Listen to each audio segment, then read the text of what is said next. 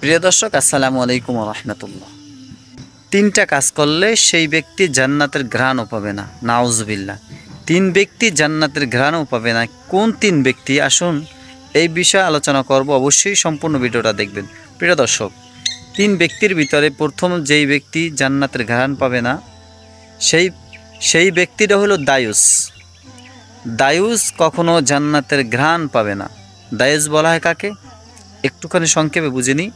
দায়ুস বলা হয় ওই নারীকে যে নারী অশ্লীল খারাপ কাজ, জেনার মতো খারাপ গুনার কাজে লিপ্ত হয়, অশালীন পোশাক আদি পরে, ওই নারীকে বলা হয় দায়ুস মহিলা।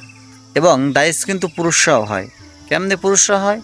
যার অধীনস্থ, যেমন ঘরের ভিতরে একজন মেইন লোক থাকে, যার কথা দ্বারা ঘরের সব কিছু হয়। ঘরের কর্তা, ঘরের যে কর্তা থাকেন তার কথা সব হয় ঘরের ভিতর। এখন ওই লোকটা যদি ওই তার অধীনস্থ সমস্ত মানুষদেরকে, নারীদেরকে গুনাহ থেকে হেফাজতে না রাখার চেষ্টা করে, তাহলে তিনিও দায়ুস হয়ে যাবে, নাউজুবিল্লাহ।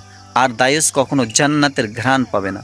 দ্বিতীয় নাম্বার যে ব্যক্তি, সেই ব্যক্তি হলো পিতামাতার অবাধ্য সন্তান। যদি কোনো অবাধ্য সন্তান থাকে, যাদের পিতামাতাকে কষ্ট দেয়, পিতামাতার কথা শোনে না, স্ত্রীর প্রেমে পড়ে পিতামাতাকে ভুলে যায়, এই সমস্ত লোক কখনো জান্নাতের ঘ্রাণ পাবে না, নাউজুবিল্লাহ।